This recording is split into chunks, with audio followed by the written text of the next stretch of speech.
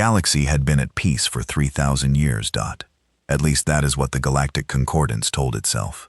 12 ancient species ruled the stars. They had built empires that stretched across millions of worlds. Their ships numbered in the billions. Their technologies were so advanced that they had forgotten how they worked.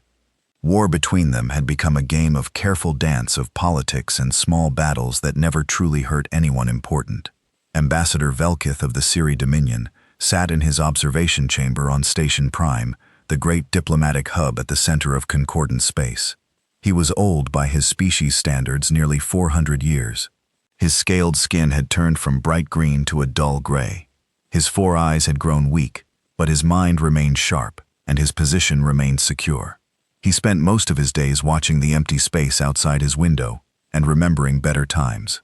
The young diplomats handled the real work now. He was merely a symbol, a reminder of traditions that fewer and fewer beings seemed to care about.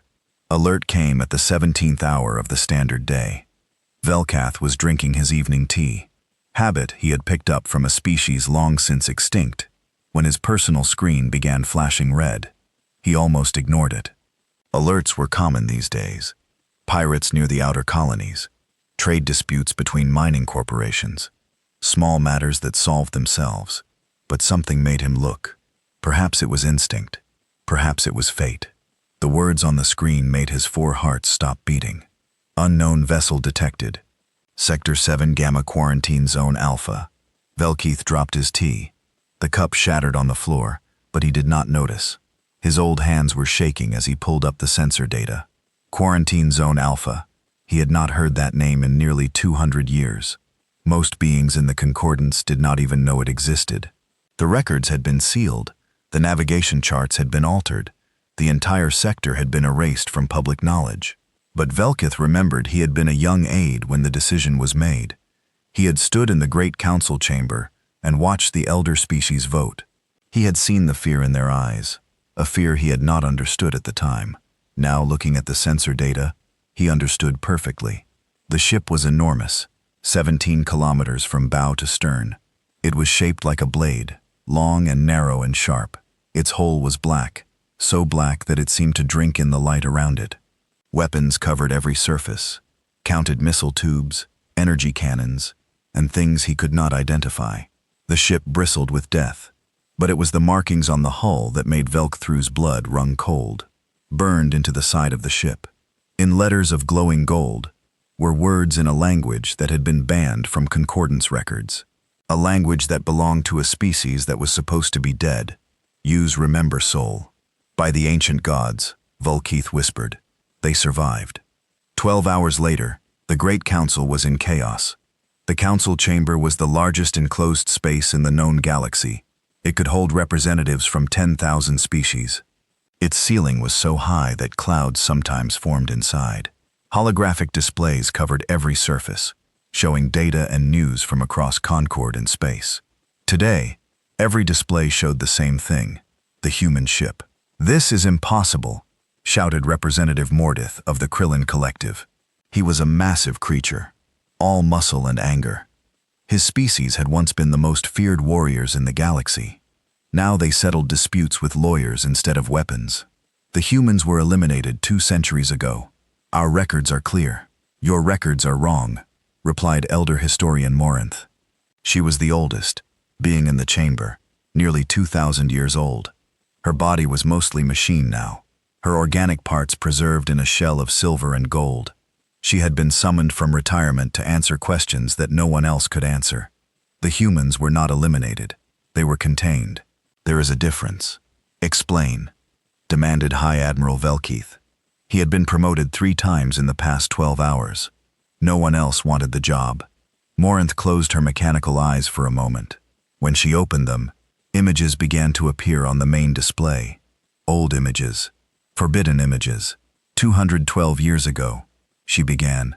"Our long-range exploration vessels made contact with a species from a small yellow star in the outer arm of the galaxy. They called themselves humans. They came from a planet they called Earth. The images showed a blue and green world, oceans and continents, cities that glittered in the night. They were primitive by our standards. They had only recently discovered faster-than-light travel. Their technology was crude. Their lifespans were short, barely a century for most of them. But they were curious and eager. They wanted to join the galactic community. They sent diplomats to Station Prime.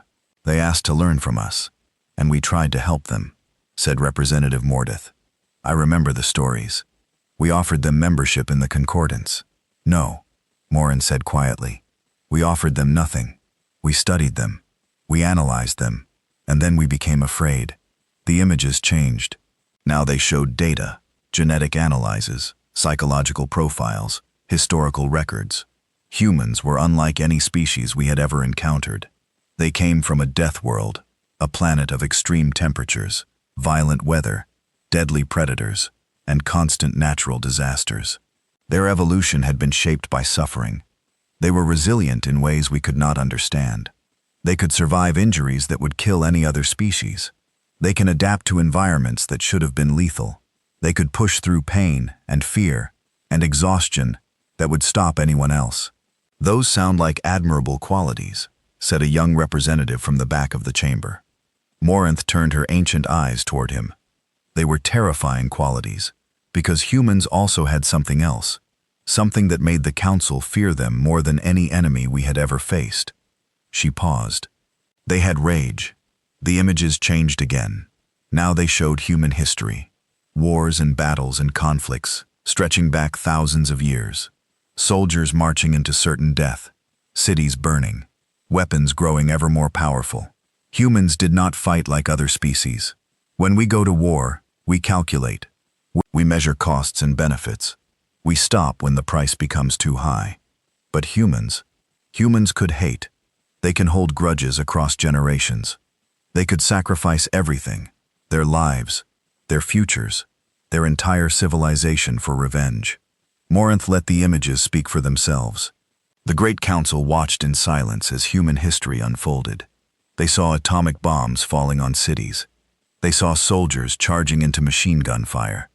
They saw resistance fighters holding out against impossible odds, dying rather than surrendering. The Council analyzed the data and reached a conclusion. Morinth continued. Humans were too dangerous to exist. If they were allowed to grow, if they were allowed to develop, they would eventually challenge the Concordance. And when they did, they would not stop until one side or the other was completely destroyed. So, we decided to act first, Velsit said. His voice was hollow. We decided to destroy them before they could destroy us. Morinth nodded slowly. The integration fleet was deployed. Officially, it was sent to assess human readiness for Concordance membership. In reality, it carried enough firepower to sterilize an entire star system. The images now showed warships, Concordance warships, hundreds of them, moving toward the blue and green planet called Earth. The humans never suspected. They welcomed our ships as friends. They gathered in their cities to celebrate what they believed was the beginning of a new era.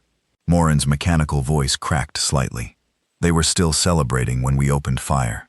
The chamber was absolutely silent. 17 human colony worlds were destroyed in the first hour. Earth itself was bombarded from orbit. We targeted their military installations first, then their industrial centers, then their cities. We were thorough, we were efficient. The images showed fire falling from the sky, cities vanishing in nuclear light, oceans boiling, continents burning. A city called Seoul was selected for special treatment. It was one of their largest population centers, home to 40 million humans. We vaporized it completely as a warning to any survivors. We wanted them to understand that resistance was pointless. 40 million, someone whispered. The number hung in the air like poison. When the bombardment was complete, we established an interdiction field around the human home system. No ships could enter or leave.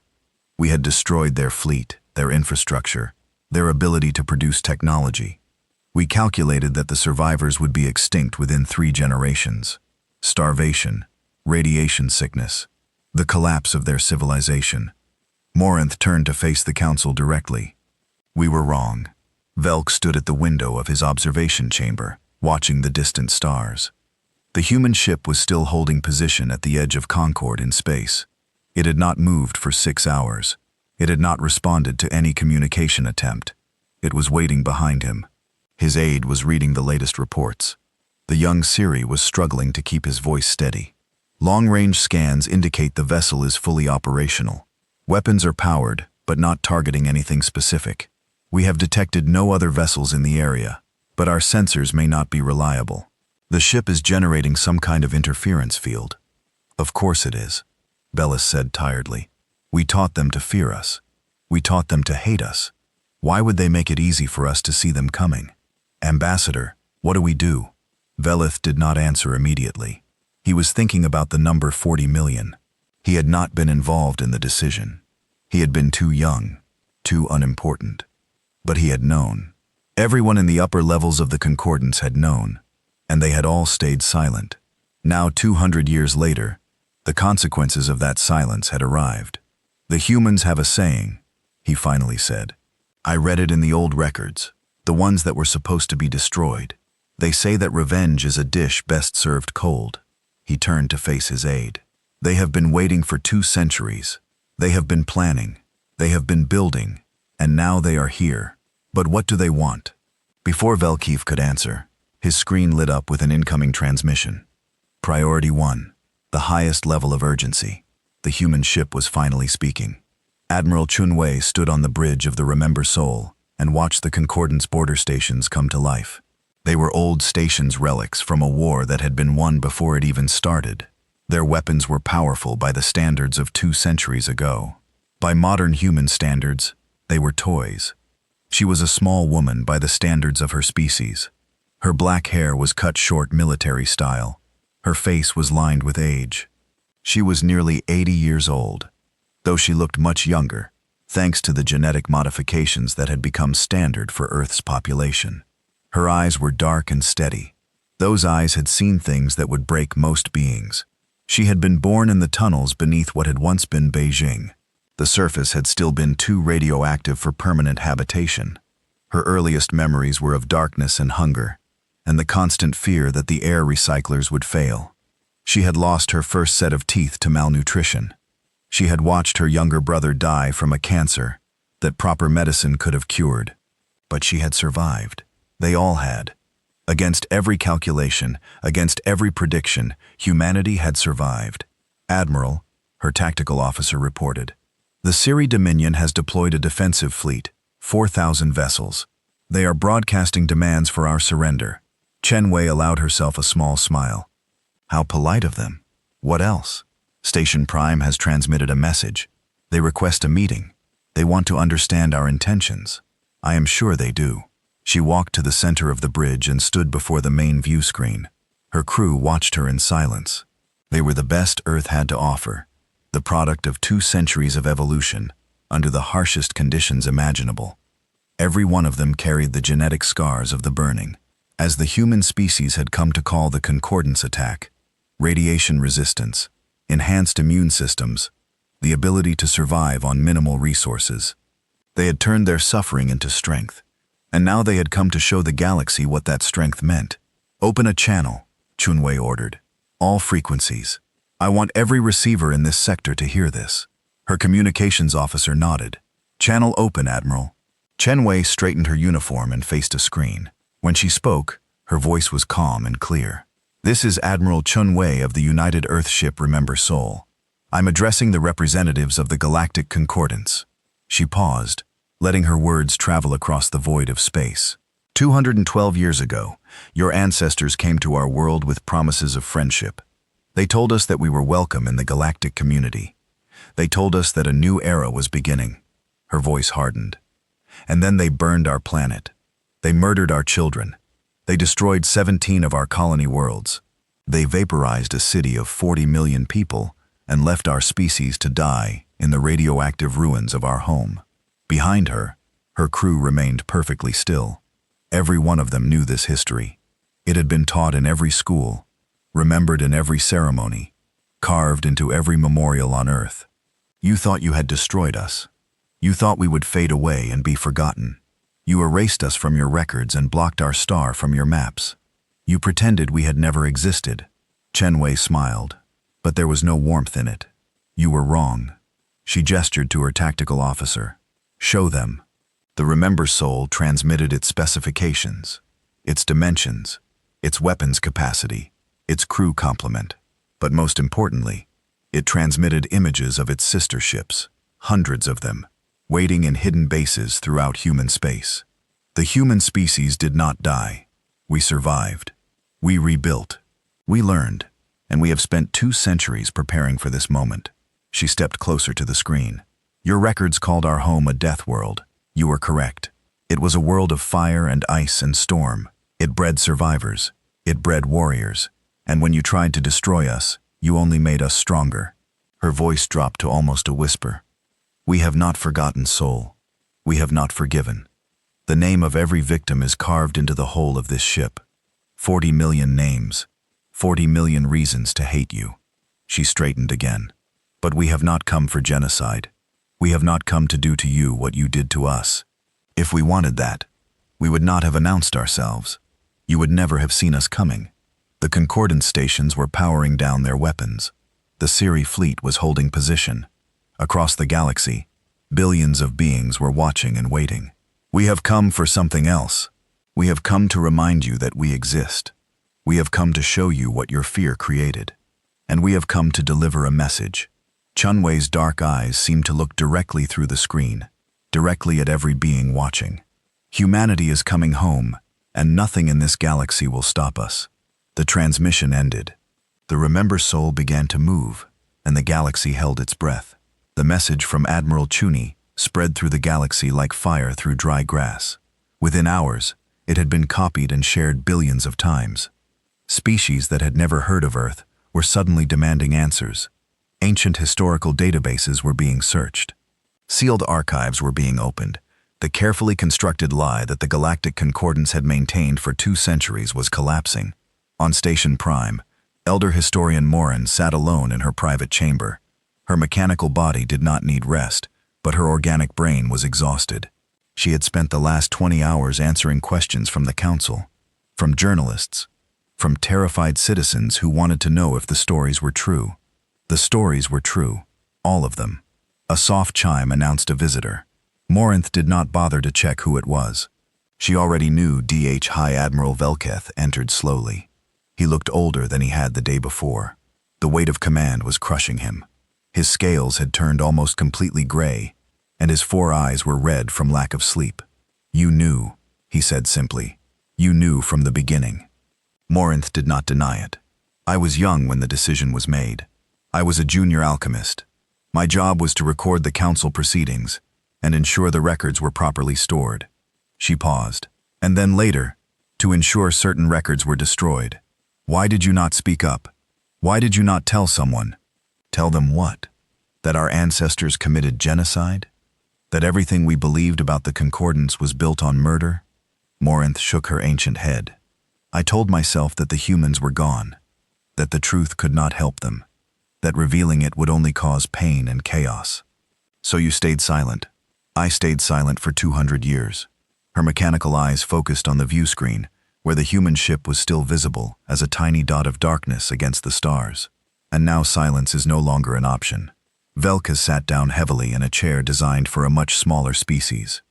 The Council is demanding a full investigation. They want to know exactly what happened 2 centuries ago. Every detail, every name, every decision. They want someone to blame. Yes, Morinth almost laughed. There is no one left to blame. Everyone who made the decision is dead. Everyone who pulled the triggers is dead. Only the victims remain.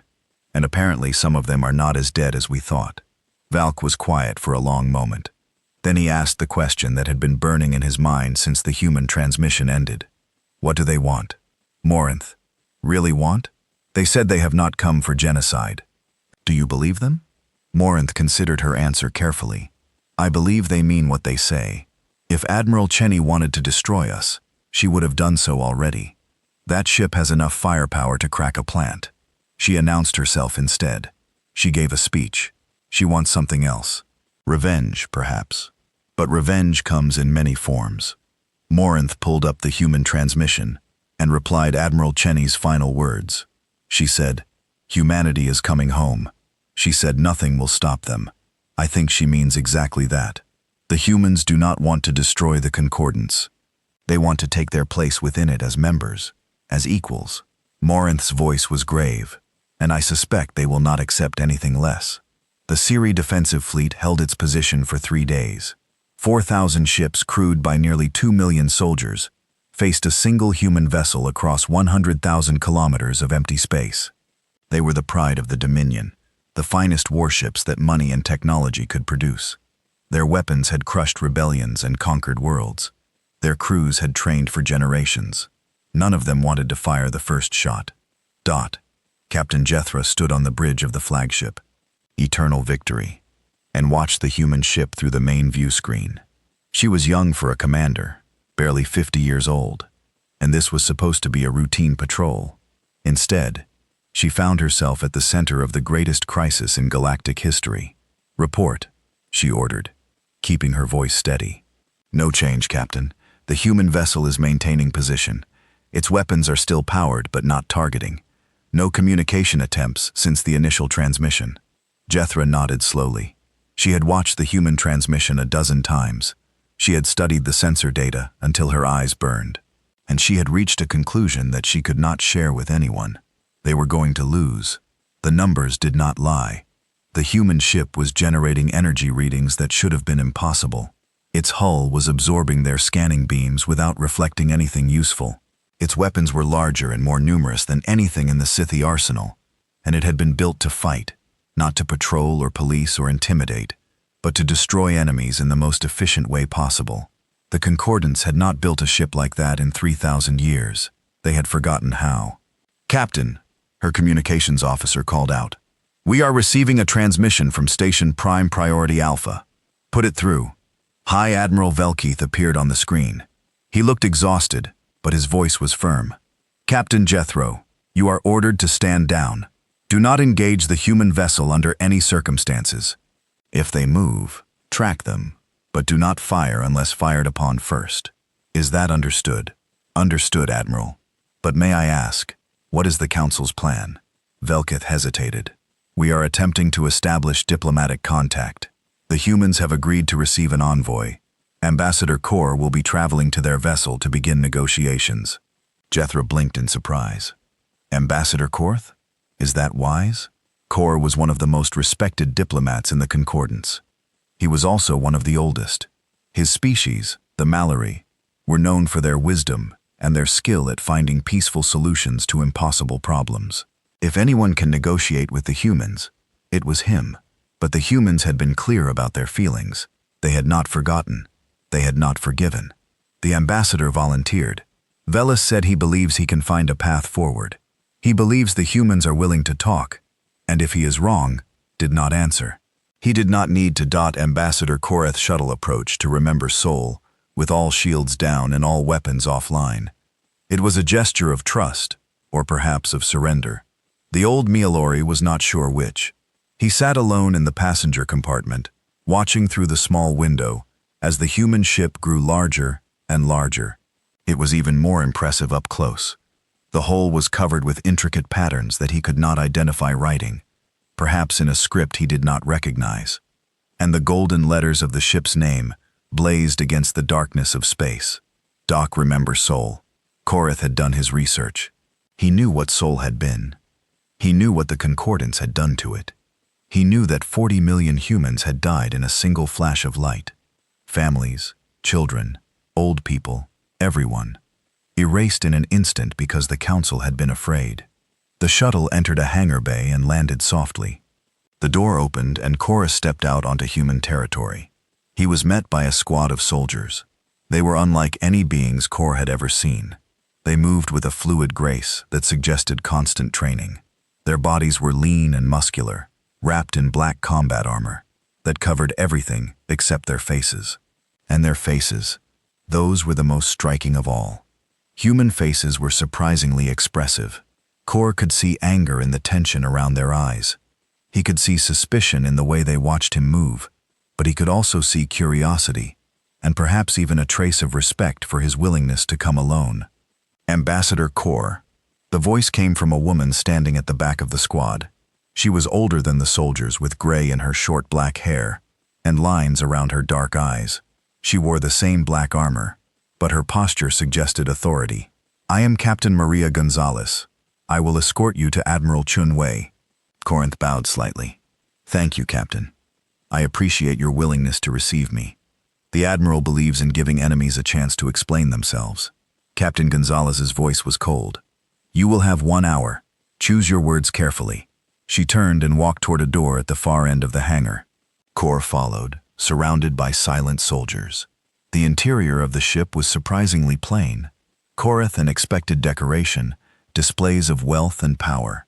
Instead, he found clean metal corridors, practical lighting, and nothing wasted. Every space seemed designed for function rather than appearance. But there were exceptions. They'd pass through a long corridor lined with photographs, thousands of them covering every wall from floor to ceiling. Korath stopped and looked more closely. Each photograph showed a different person, humans of all ages, all appearances. Some were smiling, some were serious. Some were clearly official portraits. Others were casual images captured in moments of joy or peace. "Who are they?" he asked. Captain Gonzalez stopped and turned. For a moment, her cold expression softened. "The victims. Every photograph on this wall represents someone who died in soul. We recovered what images we could from the ruins. The ones we could not identify, we represent with a blank frame." Korath looked down the corridor. It stretched for nearly 100 meters. The walls were completely covered. "There are so many," he whispered. 40 million is a large number," Gonzalez replied. "But it is important to remember that it was not just a number. It was 40 million individual lives, 40 million stories, 40 million futures that were stolen." She resumed walking. Kor followed in silence. Admiral Shenny received Korth in a simple conference room. There was no throne, no display of power. Just a metal table, a few chairs, and a window that looked out into the infinite blackness of space. She was smaller than Kor had expected. The humans in general were smaller than he had expected. But there was something in her eyes that made size irrelevant. She looked at him with the calm patience of a predator that knew it had all the time in the world. "Ambassador Korath," she said, gesturing to a chair. "Please sit. Would you like something to drink? We have a beverage called tea that I find quite calming." Taurus sat carefully. "Thank you, Admiral. Tea would be appreciated." Chuni nodded to an aide who left and returned moments later, with 2 cups of steaming liquid. Kor took his carefully. The cup was designed for human hands, and felt awkward in his grip and sipped. The tea was bitter, but not unpleasant. "I watched your transmission," Chunwei said, sitting across from him. "I saw the look on the council's faces. They were afraid." "They were," Kor admitted. "They still are. Good. They should be." Chenwei sipped their own tea. "For 2 centuries, they believed they had eliminated us. They believed they could commit genocide and face no consequences. They were wrong. Admiral, I will not insult you by pretending that what the Concordance did was justified. It was murder on a scale that I cannot truly comprehend. The beings who made that decision were wrong. They were afraid, and they allowed their fear to turn them into monsters." Chenwei said nothing. She simply watched him with those dark, patient eyes. "But those beings are dead now," Korth continued. "Everyone who planned the attack, everyone who carried it out, they are all gone. The current generation of the Concordance has lived their entire lives not knowing what their ancestors did. They are innocent of the crime, are they?" Chenny set down her cup. "They benefited from the crime. They lived in peace and prosperity, while my species struggled to survive in the ruins of our world. They built their comfortable lives on our bones. That is true. But does that make them guilty? Does a child bear responsibility for the sins of its parents?" Chenny was quiet for a long moment. Then she said, "My grandmother was 12 years old when the bombs fell. She lived in a city called Shanghai. It was not destroyed like Seoul, but it was badly damaged. She watched her parents die from radiation sickness over the course of 3 weeks. She watched her younger brother starve because there was not enough food. She survived by eating rats and drinking water filtered through charcoal and prayer." Kor did not know how to respond. She lived to be 93 years old. She saw the first new human ships launched. She saw the beginning of our reconstruction. And every single day of her life, she told her children and grandchildren the same thing. Never forget. Never forgive. Never let them escape justice for what they did. Chuni leaned forward. I am here because of my grandmother. Every human who serves on this ship, every human who builds our weapons and trains our soldiers, is here because of their grandparents and great-grandparents. We carry their suffering with us. We are the living memory of what you did. She stood and walked to the window. The stars looked cold and distant. But my grandmother also told me something else. She told me that revenge was a fire that burned whoever held it. She told me that if we became like our enemies, if we answered genocide with genocide, then they would have truly won. They would have destroyed not just our bodies, but our souls. She turned back to face Kor. I do not want to be a monster ambassador. I do not want to prove that the Council was right to fear us. But I also cannot let the past be forgotten. I cannot let the Concordance pretend that nothing happened. Kor ate down his tea. What do you want, Admiral? Tell me and I will take your words back to the Council. Chunwei returned to her seat. I want 3 things. First, I want the archives opened. Every record, every document, every piece of evidence about what happened to us. I want it made public.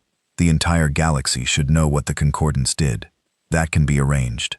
Second, I want recognition. Humanity will not be a junior member of the Concordance begging for scraps at the table. We will be equal partners with all the rights and responsibilities that entails. Corinth nodded slowly. That will be more difficult. The Council will resist. But I believe it can be achieved. And third, Chunwi's voice hardened. I want the beings responsible for Seoul to be remembered, not as heroes who protected the galaxy from a dangerous species, but as what they really were, murderers, war criminals. I want their statues torn down, their names struck from honor rolls, their legacies destroyed. You want us to condemn our own ancestors. I want you to acknowledge the truth. I want every child in the Concordance to grow up knowing what their species did to mine, not to create hatred, but to prevent it from ever happening again. Kareth considered her words carefully. They were harsh, but not unreasonable. The Concordance had been living a lie for 2 centuries. Exposing that lie would be painful, but perhaps the pain was necessary. And if the Council agrees to these terms, he asked, what then? Chenny smiled, and for the first time, there was genuine warmth in her expression. Then humanity comes home. We join the galactic community as we should have done 200 years ago. We trade, we cooperate, we build together. We show the galaxy that the Council was wrong to fear us. Not because we are weak, but because we choose to be more than our anger. And if the Council refuses, the warmth vanished. Then we take what we want by force. And I promise you, Ambassador, you do not want that. You have seen what 1 ship can do. You have not seen what 1,000 ships can do. Kor believed her. 18 hours later, Ambassador Kor stood before the Great Council and delivered Admiral Chenny's demands. The chamber erupted in chaos. Some representatives demanded immediate war. Others called for unconditional surrender. A few simply sat in stunned silence, unable to process what they were hearing. Hi, Admiral Velkith listened to it all without speaking. He was thinking about the sensor data from the Siri fleet. He was thinking about the energy readings from the human ship. He was thinking about the certainty in Admiral Chuni's voice. They had created this Cums. The Council's ancestors had looked at a young, eager species and seen only a threat to be eliminated. They had tried to destroy humanity before humanity could become dangerous. Instead, they had made humanity more dangerous than anyone could have imagined. The debate continued for hours. Arguments flew back and forth. Threats were made and withdrawn. Alliances formed and dissolved. But in the end, everyone reached the same conclusion. They had no choice.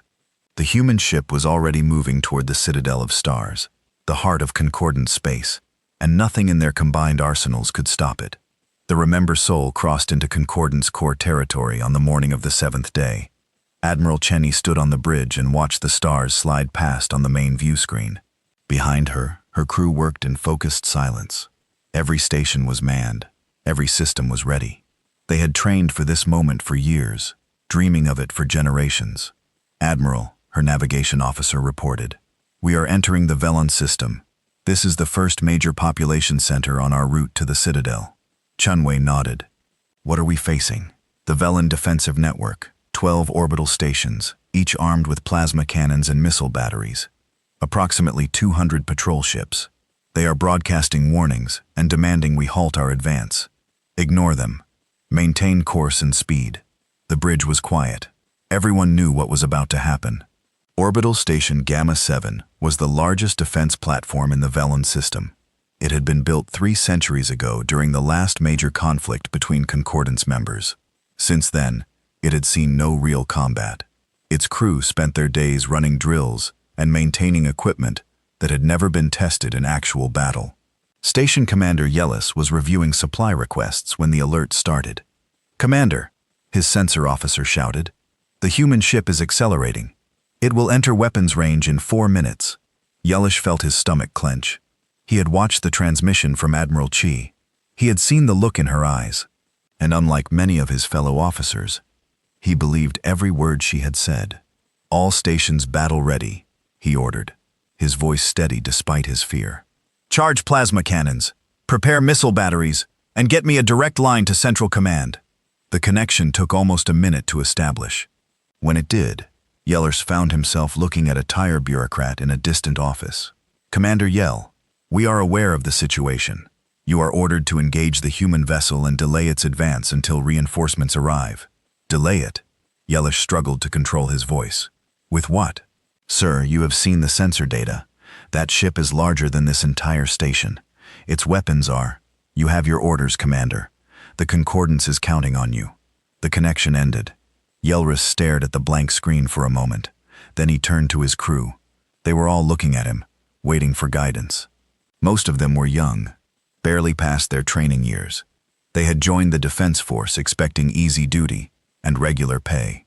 They had not expected this. "Listen to me carefully," Yelra said quietly. "In a few minutes, that ship will enter our weapons range. When it does, we will fire. We will do our duty. But I want you all to know that I do not expect us to survive this engagement." No one spoke. The humans have come for justice. They have come for recognition of what was done to them. And personally, I believe they deserve it. But that is not for us to decide. Our job is to defend our system, and that is what we will do. He straightened and faced the view screen. The human ship was visible now, a dark blade against the stars, growing larger by the second. "All stations, prepare to fire on my command." Admiral Chainway watched the defensive stations power up their weapons. She felt no anger toward them. They were soldiers doing their job, following orders from leaders who had given them no real choice. But she could not let them stop her. "Tactical," she said calmly. "Target the lead station's weapon systems only. Fire when ready." The Remember Soul's primary cannon, charged with a sound like thunder. Energy built in the forward array. So much energy that the ship's hull actually vibrated with it, and then it released.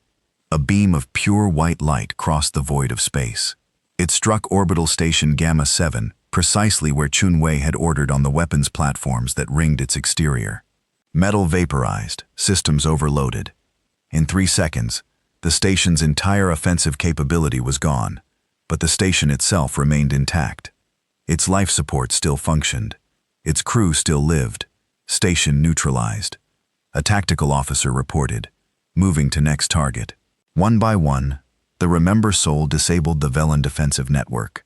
Each shot was precisely aimed, removing weapons without destroying the stations themselves. It was a display of control that should have been impossible. And it was exactly the message Shenwei wanted to send. We could kill you. We choose not to. The patrol ships scattered. Some fled into deep space.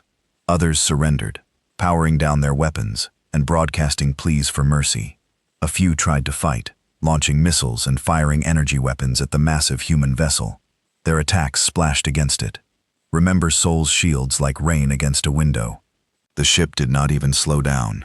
When it was over, the entire Velen defensive network was crippled, but not a single enemy combatant was dead. Chuni opened a transmission to the disabled stations. "This is Admiral Chuni. Your weapons have been destroyed, but your lives have been spared. This is not mercy. This is a demonstration. The humans could have killed every one of you in the first second of this engagement. We chose not to." She paused. "Remember this. Tell your children. Tell your grandchildren. When the humans came for justice, They were more merciful than your ancestors ever were to us. The Remember soul continued on its path. The news from spread faster than the human ship traveled.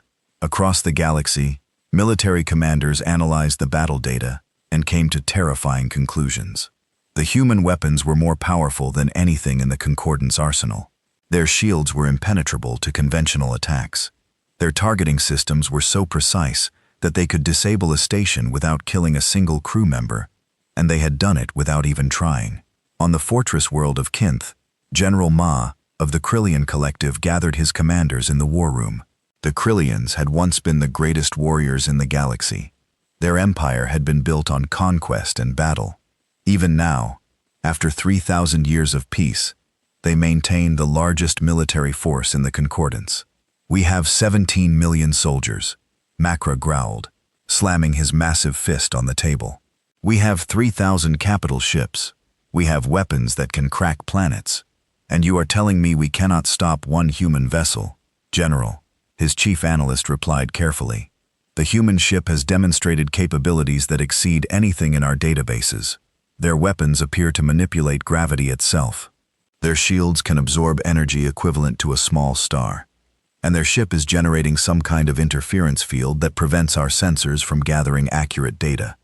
Then we blind them first. We jam their sensors. We overwhelm them with numbers. We crush them with brute force. It is what our ancestors did. It is what we were bred to do. With respect, General, our ancestors never faced an enemy like this." The analyst brought up a holographic display showing the Remember Soul's approach vector. "They are not avoiding our defensive positions. They are going through them. They want to fight us. They want to prove that nothing we throw at them can slow them down." MRA stared at the display.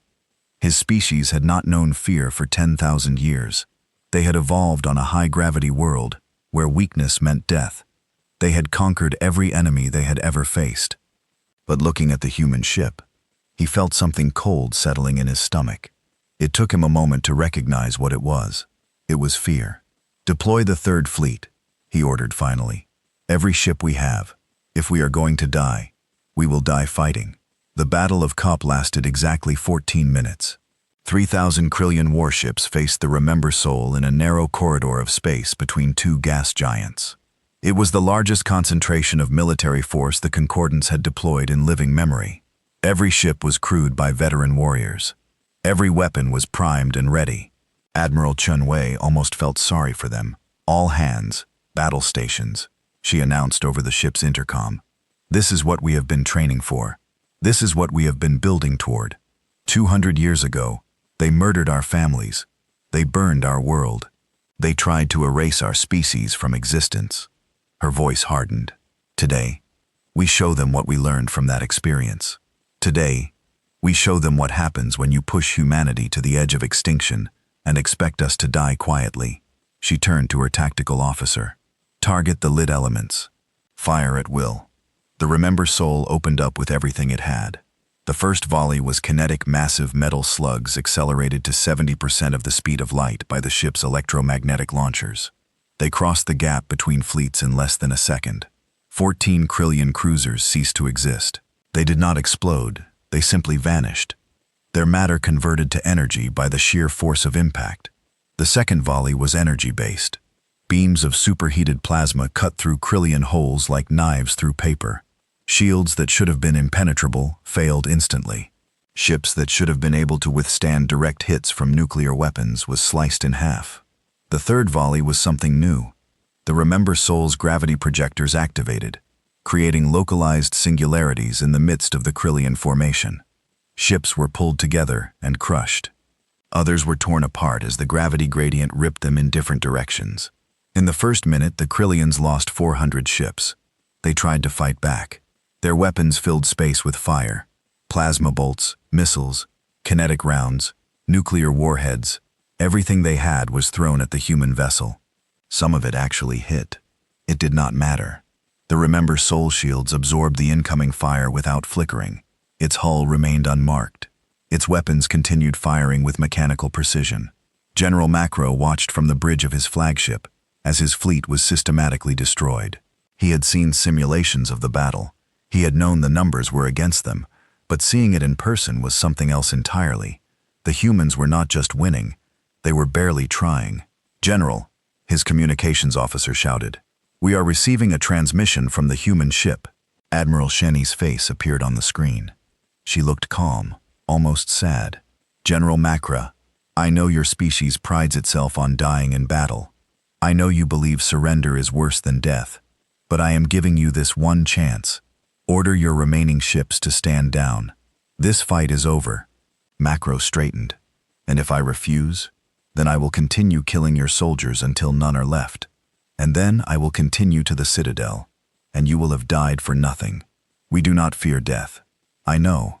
Chuni's voice was almost gentle. "But consider this. You are not the ones who wronged us. Your ancestors did not vote for our destruction. You were not even born when Sol burned. I would rather not kill you if there is any other option." Mamro was silent for a long moment. Around him, his bridge crew waited in tense silence. On the view screen, the battle continued. More ships dying with every second. Finally, the old general bowed his head. "All ships, this is General Macra. Cease fire. Power down weapons. This battle is over." The guns fell silent. Admiral Chuni nodded. "Thank you, General. Your courage in admitting defeat takes more strength than dying in a hopeless fight. History will remember that." The transmission ended. The Remember Soul passed through the remains of the Krillian fleet and continued on its way. The news of the Battle of Karn Gap shattered something in the Concordance. For 3,000 years, the member species have believed themselves invincible. They had built the greatest civilization in galactic history. Their combined military power was beyond calculation. No enemy could stand against them. And now, a single ship from a species they had tried to exterminate had torn through their defenses like they were made of paper. On a 100 worlds, panic began to spread. Citizens demanded explanations. Military leaders resigned in disgrace. Politicians who had supported resistance were replaced by those who called for immediate surrender. The Great Council convened an emergency session for the third time in a week. "We must negotiate," insisted Representative Kaur, who had returned from his meeting with Admiral Chun Wei, shaken but hopeful. "The Admiral has made her terms clear. If we accept them, the killing stops." "Accept them," shouted Representative Mordith, of the Krillin Collective, "after what they did to our fleet. 3,000 ships, 40,000 warriors, and you want us to surrender?" "Yes." Kaur slammed his appendage on the speaking platform, "because the alternative is extinction. Look at the data, Representative. Calculate the odds. If we continue to resist, the humans will destroy everything we have built. Is your pride worth the lives of every being in the Concordance? The Krillians do not surrender. The Krillians already surrendered." Cord at the display, showing General Mare's face. "Your greatest warrior saw what we were facing and made the only rational choice. Will you dishonor his sacrifice by continuing a war we cannot win?" Mordith had no answer.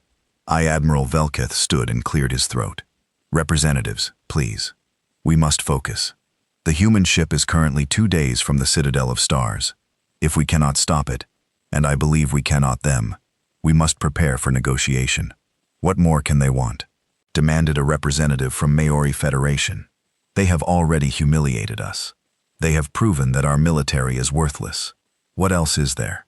Velk looked at the assembled representatives. He was old and tired. He had spent the last week watching everything he believed and crumbled to dust. But he understood something that many of them did not. "They want acknowledgement," he said quietly. "They want us to admit what we did to them. They want us to face our history and accept responsibility for the crimes of our ancestors. And then they want to move forward. Admiral Chuni could have destroyed us. She has the power to do so. Instead, she has given us chance after chance to surrender peacefully. She has spared lives when she could have taken them. She's not a monster seeking revenge. She's a leader seeking justice." He paused. "The question is whether we are brave enough to give it to her." Admiral Chen Wei stood in her private quarters and looked at the object on her desk. It was a small metal box, simple and unadorned. Inside was a child's shoe, pink with faded cartoon characters on the sides. Scorch marks blackened the edges. The laces had rotted away long ago. It had belonged to her grandmother's sister, a girl named Li Mei. who had been 6 years old when the bombs fell on Seoul. Her body had never been found. Only the shoe had survived, recovered from the ruins by rescue workers months later. Chen Wei's grandmother had carried it across continents, through refugee camps and underground bunkers, through the long years of reconstruction. She had kept it until the day she died, and then she had passed it to Chenny's mother, and finally to Chenny herself. 40 million people had died in Seoul. Each one of them had a story. Each one of them had a family who mourned them. And for 200 years, the galaxy had pretended that those deaths meant nothing. Chen Wei closed a box and placed it back in her desk drawer. Tomorrow, she would reach the Citadel of Stars. Tomorrow, she would stand before the Great Council and demand justice for her species. But tonight, she allowed herself to grieve. Felamim for her grandmother, for all the billions who had died in the burning and its aftermath, and for the future that humanity had been denied. A future of peaceful exploration and cooperation, of learning from elder species, and contributing their own gifts to the galactic community. A future that had been stolen by fear and hate. Perhaps that future could still be built. Perhaps it was not too late. But first, there had to be a reckoning. Cheney wiped her eyes, straightened her uniform, and returned to the bridge. The Citadel of Stars was waiting. The Citadel of Stars had stood at the heart of concordance, space for nearly 4,000 years. That it was not a planet or a station. It was both an artificial world built around the core of a dying star. The elder species had constructed it as a monument to their power, a symbol of their unity, a place where all the great civilizations of the galaxy could come together as equals. 18 million warships now surrounded it. They had been gathering for days, streaming in from every corner of Concord and space. Capital ships the size of small moons, carrier vessels holding tens of thousands of fighters, weapon platforms bristling with enough firepower to crack planets. Every member species had sent everything they had thought. It was the greatest concentration of military power in galactic history, and everyone knew it would not be enough. High. Admiral Velkith stood in the command center of the Citadel, watching the tactical displays with tired eyes. The human ship was less than 12 hours away. It had passed through every defensive line without slowing. It had destroyed or disabled everything that stood in its path, always with precise strikes, always sparing lives when possible, but never stopping. "Admiral," his aide said quietly, "the Council is requesting another briefing." Velif almost laughed. "Another briefing? What more can I tell them? The human ship is coming. We cannot stop it. In approximately 12 hours, Admiral Chuni will arrive at the Citadel and deliver her final ultimatum. That is the situation. It has not changed since my last briefing or the briefing before that. They are afraid, Admiral. So am I." Commander Sela of the Mallory Defense Force was young, barely 30 standard years old. She had graduated at the top of her class at the academy. She had served with distinction on 3 different vessels. She had been promoted twice in the last year alone, and now she was standing on the bridge of the battlecruiser Eternal Light, watching the tactical display and trying not to panic. Sila, her first officer, said gently, "Your hands are shaking." She looked down. He was right. She clenched her fists, willing them to be still. "I am fine, Teller. Just tired. We are all tired." Teller moved to stand beside her. He was older than she was, a veteran of countless patrols and exercises, but he had never seen real combat. None of them had. "But we have a job to do. Whatever happens, we must be ready." "Ready for what?" Sela could not keep the bitterness from her voice. "You saw the reports from Corinth Gap. 3,000 Krillian warships against 1 human vessel. The battle lasted 14 minutes. 14 minutes, Teller. And the humans were barely scratched. Perhaps we will do better. Perhaps the stars will suddenly go dark and the universe will end." Sela shook her head. "I am sorry. That was unfair. But I cannot help thinking that we are all going to die for nothing." Teller was quiet for a moment. Then he said, "When I was a child, my grandmother told me a story about the old days before the concordance, before the peace. She said that our ancestors knew something that we have forgotten. They knew that sometimes you cannot win. Sometimes the enemy is stronger. The odds are worse, and there is no path to victory. What did they do? They fought anyway, not because they expected to survive, but because the fight itself mattered. Because standing up against something wrong is important even if you lose. He placed his hand on his shoulder. We may die today, Commander, but we will die trying to protect our home. There is honor in that. Sela was not sure she believed him, but she appreciated the effort. All hands, she announced over the intercom. This is the commander. Battle stations. The human ship will arrive in 6 hours. Whatever happens, I am proud to serve with every one of you. She closed the channel and returned her attention to the tactical display. The darkness of space was waiting. Admiral Chun Wei watched the citadel of stars grow larger on the Viwasin dot. It was beautiful. She could admit that much. The massive structure gleamed with lights from 1 trillion windows. Ships swarmed around it like insects around a flame. And at its heart, the captured star burned with ancient fire. Impressive, she murmured.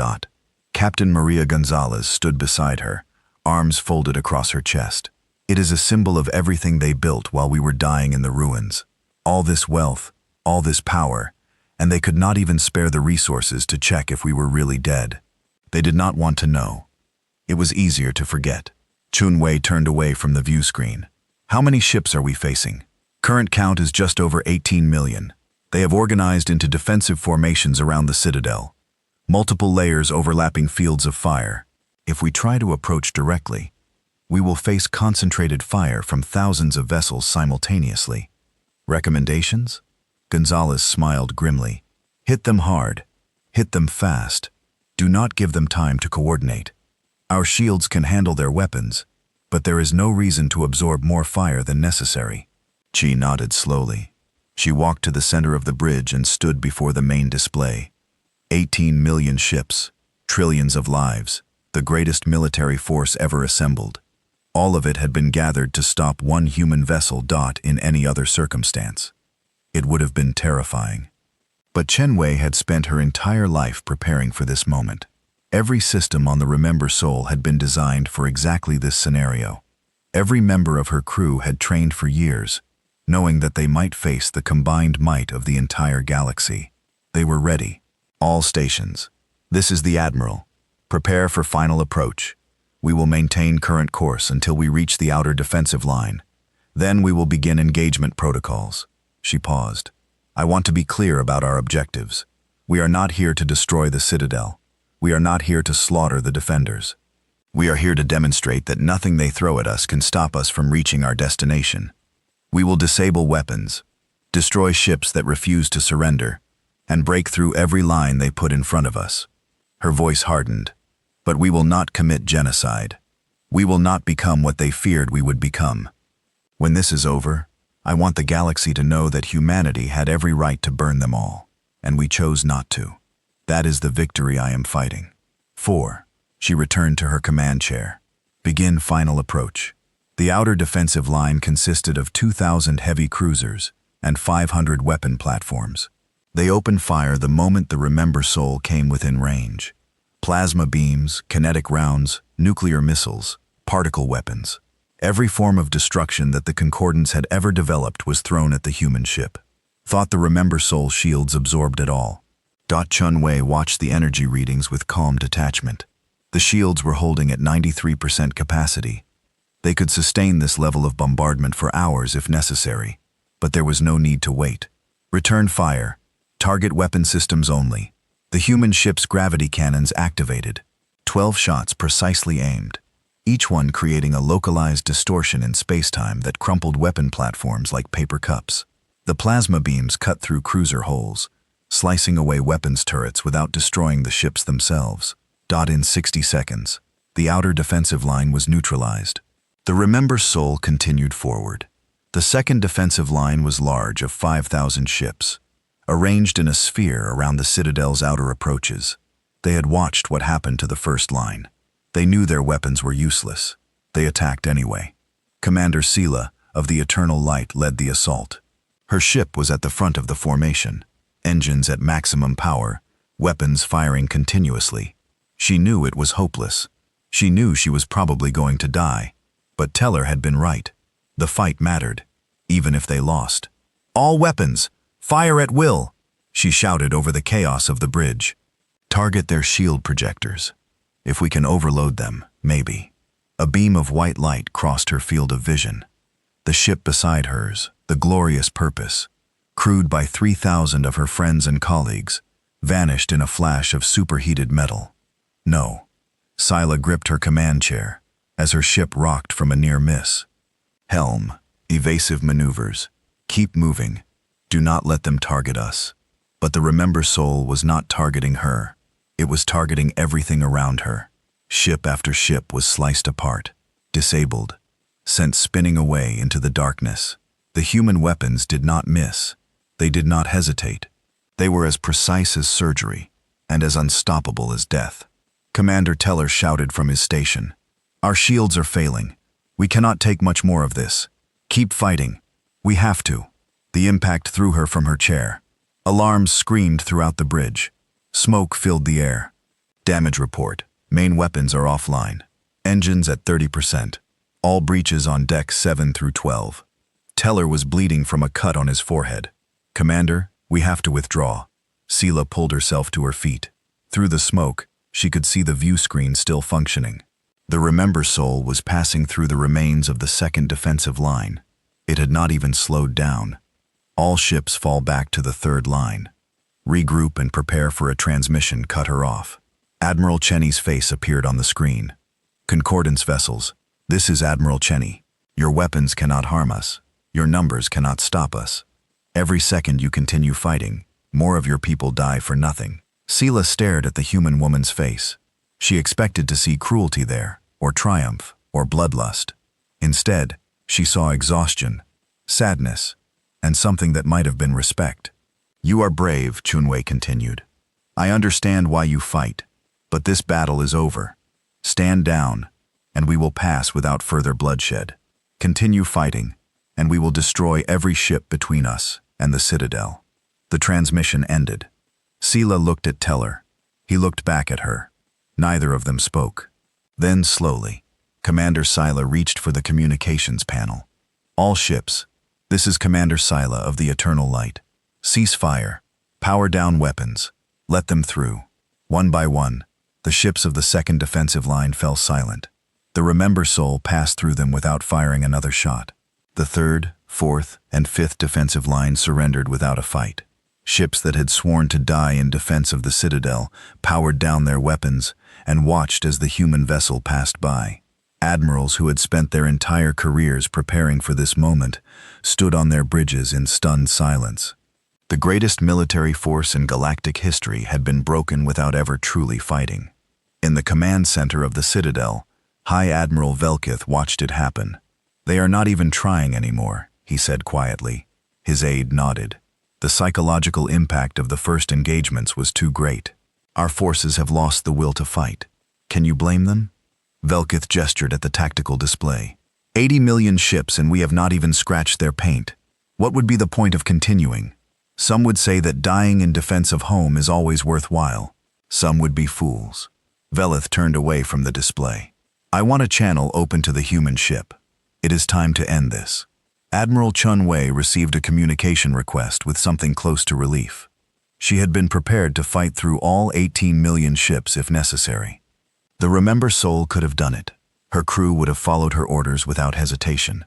But every battle, every life taken, weighed on her soul. She was not a monster. She had never wanted to be a monster. Put them through, she ordered. High Admiral Velkith's face appeared on the screen. He was an old Sirtha gray-scaled and four-eyed with the look of someone who had seen too much in too long a life. Admiral Cheney, he said formally. I am High Admiral Velith of the Galactic Concordance. I am authorized to discuss terms. I appreciate that, Admiral. My terms have not changed since I first transmitted them. I am aware. Valk hesitated. Admiral, before we proceed, I want to say something. Not as a negotiator, but as a being who has studied what was done to your species. Go ahead. I am sorry. The words hung in the void between them. I am sorry for what our ancestors did. I am sorry for the decades of silence that followed. I am sorry that it took the barrel of a gun pointed at our heads to force us to acknowledge our crimes. Valk bowed his head. You were right to come here. You were right to demand justice. And I truly hope that we can find a way forward that does not require more death. Chuni studied the old alien's face. She had spent years imagining this moment, dreaming of it, preparing her response. She had expected arrogance, defiance, attempts at manipulation. She had not expected genuine remorse. "Admiral Velkeith," she said slowly, "I appreciate your words. The words alone are not enough. Too many of my people died for me to accept an apology and go home. I understand. We are prepared to meet your demands. All of them. Then here is what will happen. The Remember Soul will dock at the Citadel of Stars. I will come aboard with a security detail. I will address the Great Council in person, and then, and only then, will we discuss the details of our agreement." Velkath nodded. "That is acceptable. I will make the arrangements. One more thing, Admiral." "Yes." Chenny leaned forward. "I have 1,800 ships waiting in fold space throughout Concordance territory. If anything happens to me or my crew, they have orders to begin a full-scale assault on every major population center in the galaxy. Is that understood?" Velus's four widened slightly. "It is understood." "Good. Then I will see you in 6 hours." The transmission ended. Captain Gonzalez was staring at her. 1,800 ships. "Admiral, we only have 400 in the entire fleet." Chen Wei smiled slightly. "He does not know that, and if everything goes well, he never will." She stood and walked toward her quarters. There was still work to do before she faced the Council. And for the first time in 200 years, humanity was going to get the justice it deserved. The Great Council Chamber had been designed to inspire awe. The ceiling rose so high that clouds sometimes formed inside. The walls were covered with murals depicting the founding of the Concordance, ancient heroes, and legendary battles, and moments of triumph stretching back thousands of years. The speaking platform at the center was made of crystal mined from the heart of a dying star. For 4,000 years, this chamber had been the center of galactic civilization. Here, the elder species had debated and decided the fate of trillions. Here, wars had been ended and alliances had been formed. Here, the future of the galaxy had been shaped. Today, for the first time in history, a human stood on the speaking platform. Admiral Chen Wei looked out at the assembled representatives.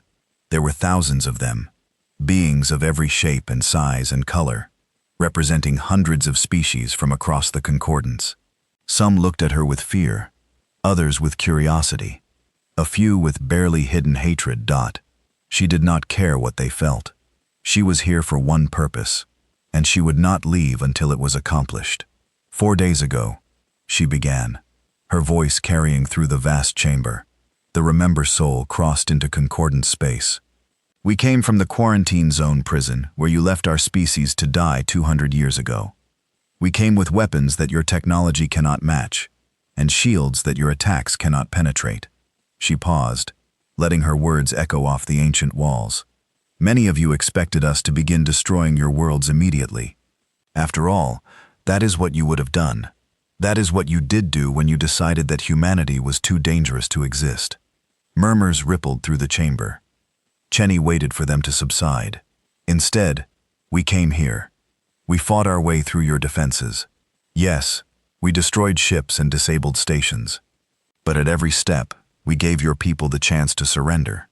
We spared every life we could spare.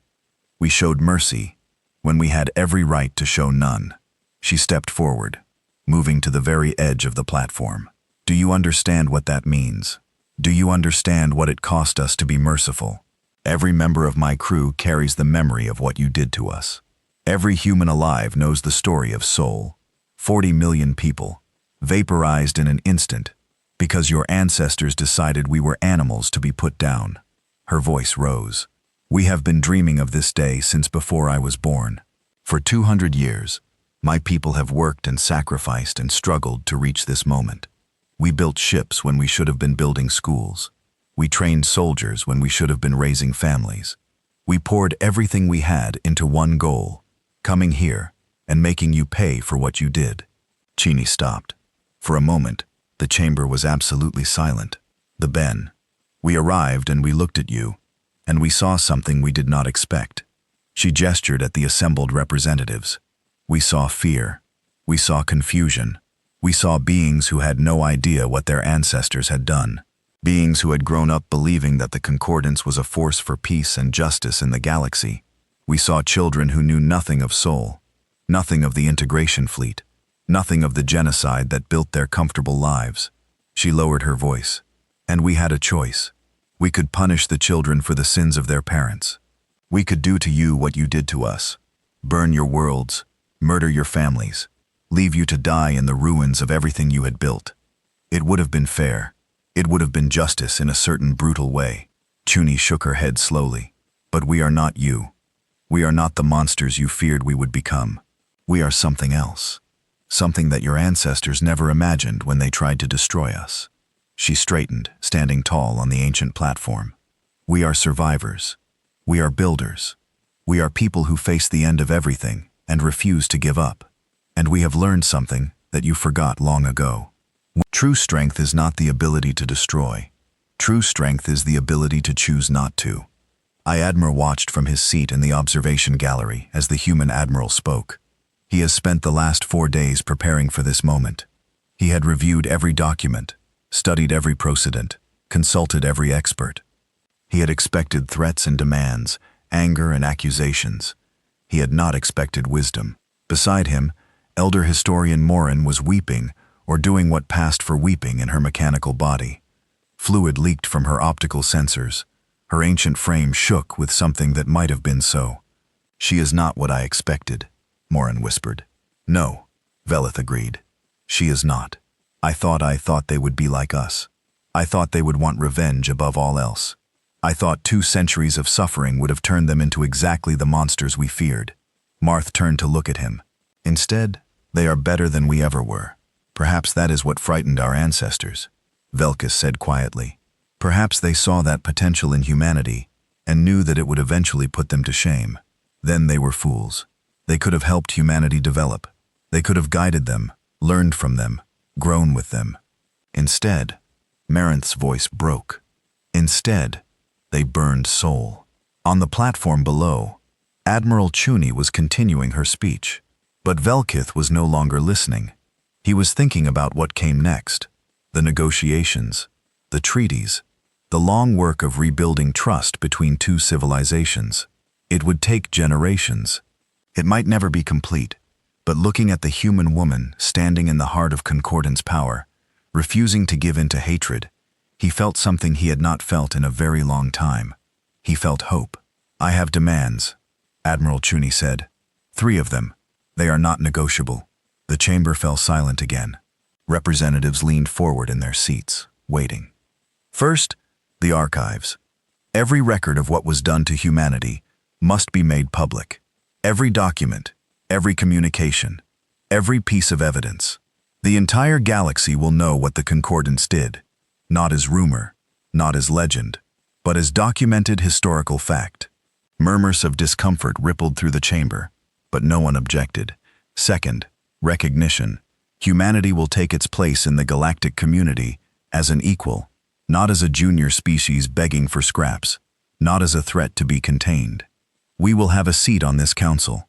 We will have trading rights, diplomatic relations, and all the privileges that come with full membership in the Concordance. This caused more discussion. Chenny waited patiently for it to die down. Third, memory. The beings who planned and executed the attack on Earth will be remembered as what they were, war criminals. Their statues will be removed. Their names will be struck from honor rolls. The history books will tell the truth about them. You ask us to condemn our own ancestors, someone shouted from the upper galleries. Chuni turned toward the voice. I ask you to be honest about your history. I ask you to acknowledge that what was done to us was wrong. Is that so difficult? It was 200 years ago. The beings who made those decisions are long dead. The humans who died in Sol are also long dead. Chuni replied coldly. My grandmother's sister was 6 years old when your ancestors vaporized her. She has been dead for almost 2 centuries. Does that mean we should forget her? Does that mean her murder does not matter? The object there fell silent. Chuni reached into her uniform and produced a small metal box. She held it up for the chamber to see. This belonged to that little girl. Her name was Lee. She liked to dance and play games and chase butterflies in the park near her home. She wanted to be a doctor when she grew up. She wanted to help people. Chainway opened the box. Inside was a small shoe, pink with faded cartoon characters on the sides. Scorch marks blackened the edges. This is all that remains of her. This shoe, and the memories that my grandmother passed down through our family. For 200 years, we have kept her alive in our hearts. We have refused to let her be forgotten. She closed the box carefully. That is what I am asking you to do. Not to torture yourselves with guilt. Not to pay for crimes you did not commit. Just to remember. Remember Almay and the 40 million others who died in Seoul. Remember the billions who died in the years that followed, struggling to survive on a poisoned world. Remember what fear and hatred can lead to when they are left unchecked. Chen Wei returned the box to her uniform. Because if you remember, if you truly remember, then perhaps it will never happen again. Perhaps the next time you encounter a young species on the edge of space, you will welcome them instead of destroying them. Perhaps the Concordance can finally become what it always claimed to be, a force for peace and cooperation in the galaxy. She looked out at the assembled representatives one final time. That is what we want. Not revenge, not destruction, just the truth, and a chance to build something better than what came before. The vote took less than an hour. One by one, the representatives of the Great Council signaled their agreement. Some did it reluctantly with bitter expressions and angry words. Others did it willingly, moved by Admiral Cheney's speech. A few openly wept as they voted. But in the end, the result was unanimous. All three of humanity's demands would be met. High Admiral Velkeith was the one who announced the decision. He stood on the speaking platform where Chun Wei had stood, looking out at the chamber that had been his home for so many years. The Great Council of the Galactic Concordance has voted, he said formally. The archives will be opened. Humanity will be recognized as a full member species, with all associated rights and privileges, and the historical record will be corrected to reflect the truth of what was done 200 years ago. He paused. Additionally, the Council wishes to extend a formal apology to humanity and to Admiral Chen Wei personally. We recognize that no apology can undo the suffering of the past, but we hope that it can serve as the foundation for a better future. Velkeith turned to face Chen Wei, who was watching from the observation gallery. Admiral, on behalf of the Galactic Concordance, I am sorry. We are all sorry. What was done to your species was unforgivable, and we will carry the shame of it for generations to come. But we hope, we pray, that you will allow us the opportunity to earn your trust, to show you that the Concordance can be better than its worst impulses. Chun Wei stood. The chamber fell silent, waiting for her response. I, Admiral Velkeith, she said, I accept your apology. Not on behalf of the dead. Their voices are silent forever, and I cannot speak for them, but on behalf of the living, on behalf of my crew, my people, and all the generations of humans who will come after us. She descended from the gallery and walked toward the speaking platform. The representatives watched in silence as she crossed the vast chamber, her footsteps echoing off the ancient walls. When she reached the platform, she stood beside Veleth and faced the assembly. Today begins a new chapter in galactic history. Humanity has returned from the dead, and we are here to stay. We will build ships and colonies and explore the stars as we should have done 2 centuries ago. We will trade and cooperate and contribute to the Concordance as equals. A voice softened. But we will never forget where we came from. We will never forget the fires that forged us. And we will never let anyone, not the Concordance, not any other power, threaten our existence again. She looked at Velkeith. He nodded slowly. The remembered soul will remain docked at the Citadel for the next 30 days. Chumway continued. During that time, I invite any representative who wishes to come aboard, see our ship, meet our crew, learn who we are, not who your ancestors feared we would become. She smiled, the first genuine smile she had allowed herself since arriving in concordant space. And then, when the 30 days are over, the remember soul will return to Earth. We will tell our people that the war is over, that justice has been done, that the galaxy has finally acknowledged what was taken from us. Chuni straightened. Humanity has come home, and this time we are here to stay. The celebrations on Earth lasted for weeks. In the cities that had been rebuilt from the ashes, crowds filled the streets and cheered until their voices gave out. In the underground shelters where the survivors had hidden for so long, old people wept and embraced, and finally allowed themselves to believe that the nightmare was truly over. Admiral Cheney returned to a hero's welcome. She was offered positions of power president, supreme commander, any title she wanted. She refused them all. "My job is done," she told the reporters who surrounded her. "I was built for war. The future will require builders, not warriors. Let the next generation lead." She retired to a small house on the coast of what had once been Japan. It had a view of the ocean that had been dead and poisoned when she was born, now slowly returning to life thanks to decades of restoration work. Sometimes she sat on her porch and watched the waves. Sometimes she took out the metal box and looked at Li Mei's shoe. And sometimes she simply sat in silence, feeling the sun on her face and the wind in her hair. One evening, about a year after her return, she had a visitor. He was young, barely 20 by human standards, tall and thin, with the genetic markers of second-generation deep space adaptation.